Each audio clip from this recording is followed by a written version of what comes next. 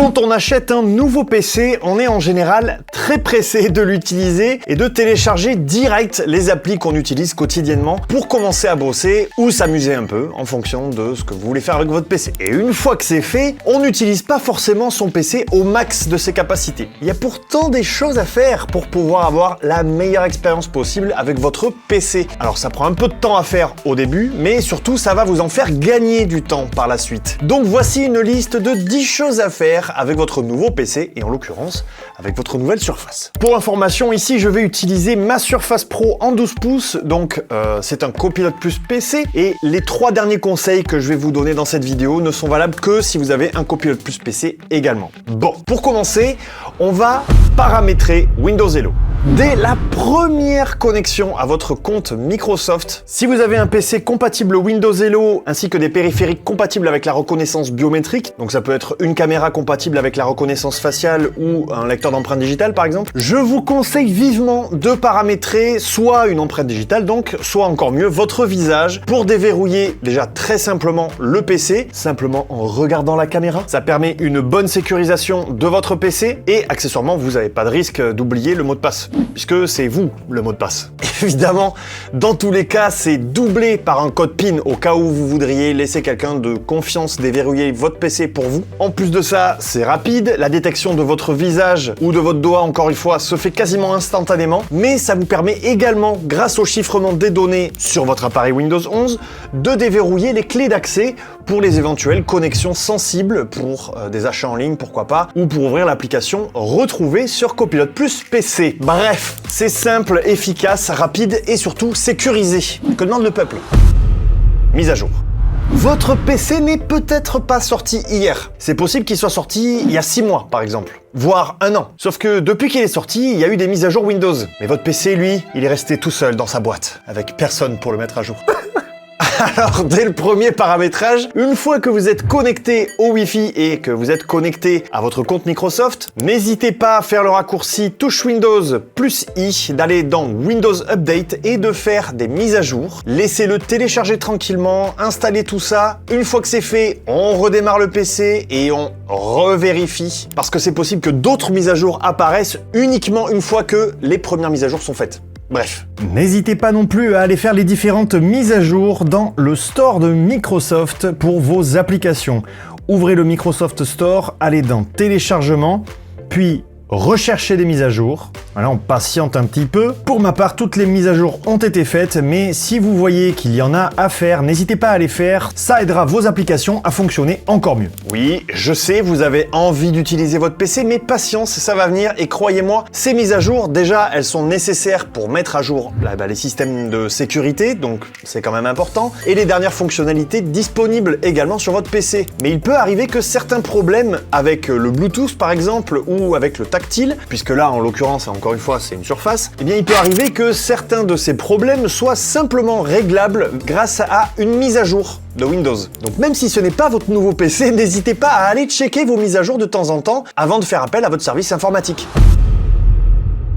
Alors ici, évidemment, j'ai une Surface, donc il s'agira de l'appli Surface, mais s'il s'agit d'un PC de chez un autre constructeur, vous aurez certainement des applications dédiées pour régler le même genre de paramètres. Ici, c'est une sorte de tableau de bord de tous les appareils Surface qui sont connectés à celui-ci. Et donc ici, moi, j'ai bien ma Surface, là, j'ai mes Headphones 2, là, j'ai le clavier, tout simplement, et ici, j'ai le Surface Slim Pen 2 qui se trouve juste derrière. Et depuis ce tableau de bord, vous allez pouvoir gérer les différents paramètres, on va y revenir, mais par exemple ici sur la Surface Pro, je peux régler la pression du stylet pour le clavier. Vous voyez par exemple ici, j'ai une mise à jour du microprogramme qui gère le clavier, donc tout ça je vais pouvoir le gérer depuis ce tableau de bord. Je peux gérer les paramètres du pavé tactile assez rapidement, pareil pour mes Headphones 2 et pour le Surface Slim Pen 2. Et ça m'amène à la 4e chose que vous devez faire, paramétrer la charge à 80%.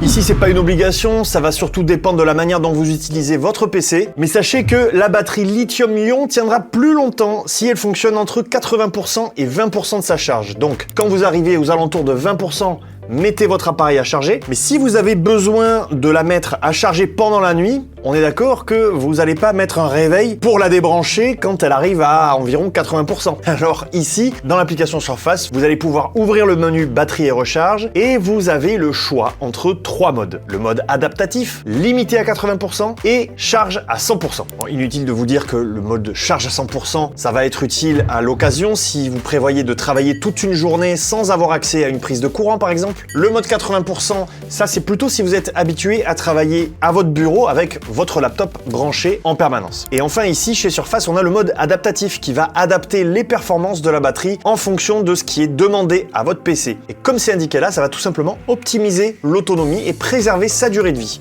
Donc là évidemment, c'est à vous de choisir en fonction de votre utilisation. Et personnellement, je vais prendre le mode adaptatif. Écran tactile. Encore une fois, si pour votre nouveau PC, votre choix s'est porté sur une Surface, vous bénéficiez d'un écran tactile. Alors je sais que certains d'entre vous ne voient pas l'intérêt d'un écran tactile sur PC. Je vous l'ai déjà dit sur la chaîne, personnellement, j'ai maintenant du mal à m'en passer et ça m'arrive encore de vouloir agrandir une image comme ça sur un écran qui n'est pas tactile. Donc ça, c'est assez frustrant déjà. Mais il y a un argument qui est, selon moi, le plus efficace, on va dire. On a tous des trucs à signer dans la vie. Un contrat, un bail de location, des formulaires administratifs, une autorisation parentale pour une sortie scolaire, par exemple. Je vous laisse choisir celui qui vous correspond. Par exemple, moi, récemment, c'était de la paperasse administrative. Je déteste ça. On m'a envoyé tout ça par mail et il fallait que je retourne tout ça signé dans un espace de stockage en ligne dédié. Quand on n'a pas d'écran tactile, soit on fait une signature horrible au trackpad ou à la souris, encore pire, soit on imprime le document, on le signe à la main, on le scanne, ou on le prend en photo et on l'envoie. Ici, j'ouvre mon document avec Acrobat Reader. Notez au passage que l'application fonctionne parfaitement sur Windows 11 ARM. Je signe avec mon doigt si j'ai un laptop ou avec mon Slim Pen si j'ai une Surface Pro. Quoi qu'il en soit, ça prend 2 secondes. Il ne me reste plus qu'à enregistrer le fichier et soit le partager direct depuis l'appli, soit le glisser sur le stockage en ligne dédié. Avouez qu'il n'y a pas plus pratique. Ancrage. On vient de parler d'écran tactile et ça tombe très bien puisque la fonctionnalité d'ancrage est optimisée pour fonctionner avec le tactile. Quoi de mieux quand on fait du multitâche que d'avoir 2 applications ou 2 fenêtres d'applications ouvertes côte à côte et de pouvoir les agencer un petit peu comme on a envie. Avec quand même jusqu'à 4 applications simultanément. Pour la petite anecdote, il se trouve que j'ai un très vieil ordinateur à la maison qui fonctionne sur un autre système d'exploitation dont je ne citerai pas le nom aujourd'hui. Et quand je l'utilise, la fonction d'ancrage me manque. Premier degré. Ça va faire un petit peu plus de 7 ans que je travaille avec Microsoft aujourd'hui et c'est une fonctionnalité que j'utilise tellement que j'oublie à quel point elle est pratique. Et croyez-moi, quand je repasse sur mon vieil ordi, je me rends compte à quel point ça l'est. Les paramètres d'accessibilité. Une chose qu'on a tendance à oublier également, c'est que Windows met beaucoup en œuvre pour l'accessibilité. Dès le premier paramétrage de votre PC, vous avez déjà le PC lui-même qui vous lit ce qui apparaît à l'écran si jamais vous avez du mal à lire. Mais en utilisation, le simple raccourci touche Windows plus U vous permet d'accéder directement aux paramètres d'accessibilité. C'est une évidence déjà si vous êtes en situation de handicap. Vous pourrez gérer la manière dont vous voulez que le PC interagisse avec vous ou dont vous voulez interagir avec le PC. Par exemple, mon ami Matt n'entend bien que d'une oreille, donc il est appareillé et il va à chaque fois dans les paramètres audition pour régler l'audio de stéréo à mono pour être sûr de bien tout entendre. Vous pouvez également gérer certains effets visuels et les annuler si par exemple vous avez des soucis de concentration. Mais il y a aussi des fonctionnalités qui peuvent vraiment être utiles à tout le monde, comme par exemple retrouver le pointeur de sa souris en faisant un simple appui sur la touche contrôle. Ça c'est plutôt pratique, en particulier quand on a plusieurs écrans et un tout petit curseur. Bon, tout ça c'est déjà très pratique, mais attendez de voir les 3 prochaines fonctionnalités. Comme je le disais en intro, ce sont des fonctionnalités de Copilot Plus PC, d'abord apparues sur les Copilot Plus PC équipés de processeurs Snapdragon, comme cette Surface Pro 12, comme par hasard, et qui sont déployés progressivement donc sur les autres. On a donc la recherche améliorée, un exemple concret que j'utilise à chaque fois. Un jour je cherchais donc une photo d'un ami et moi quand on était jeunes et qu'on était partis à la montagne ensemble. J'ai juste écrit dans la barre de recherche les mots montagne et bonnet et ça m'a permis de retrouver la photo en quelques secondes, ce qui est déjà très cool. Je voulais également l'autre jour chercher des photos de mon chien à la plage. Quand j'étais allé à la plage avec mon chien, j'ai juste tapé chien plage et j'ai eu pile poil ce que je cherchais. Ça permet d'accélérer énormément la recherche d'une photo évidemment, mais comme vous pouvez le voir ici, ça m'a également sorti un document Word. Et là vous allez me dire, mais quel rapport entre les scripts pour les vidéos courtes de juillet 2025 et les mots montagne et bonnet? Le rapport il est tout simple, c'est que j'avais mentionné cette anecdote dans le script. Donc il a été cherché à l'intérieur du script les mots qui étaient donc dans le document pour les raccrocher à cette recherche. Ce que je veux vous dire, c'est que si un jour vous cherchez un fichier que vous avez oublié de renommer, par exemple le fichier nommé document 10, vous vous rappelez une phrase de ce document ou une information en particulier, vous pouvez aussi vous servir de la recherche améliorée pour faire une recherche par mots-clés. Et ça, clairement, c'est ce que j'utilise le plus avec la dictée dans Word. La retouche photo IA.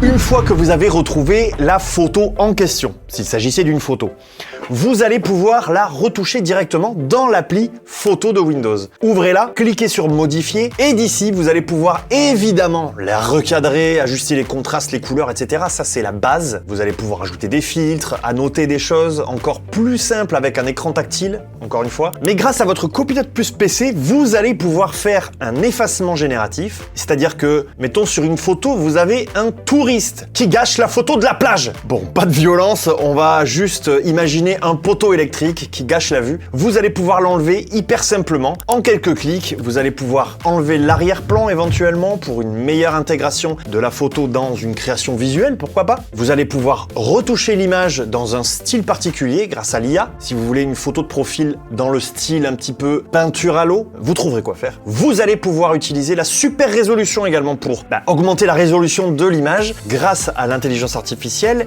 si vous voulez par exemple l'imprimer en grand format. J'ai eu l'occasion de le faire pour une amie qui voulait imprimer une photo grand format et ça marche plutôt bien. Et enfin, il y a une super fonctionnalité qui vous permet de rééclairer un petit peu une photo avec l'intelligence artificielle qui réadapte un éclairage 3 points de façon super intuitive comme vous pouvez le voir. Ça, c'est vraiment le feu quand on s'y connaît pas trop en retouche photo et qu'on a besoin d'un outil rapide et efficace pour ses souvenirs de famille par exemple. Retrouver. Et enfin, la dernière fonctionnalité dont on va parler aujourd'hui, c'est la fonctionnalité retrouver. Dans un premier temps, n'hésitez pas à aller paramétrer l'application pour gérer les paramètres de confidentialité et de stockage, notamment. Ou tout simplement pour la désactiver si vous le souhaitez, parce que ça, c'est possible aussi. Mais avant que vous vous décidiez à la désactiver, je vais juste vous raconter une petite anecdote qui m'est arrivée récemment. Je cherchais une image que j'avais vue passer dans une réunion Teams.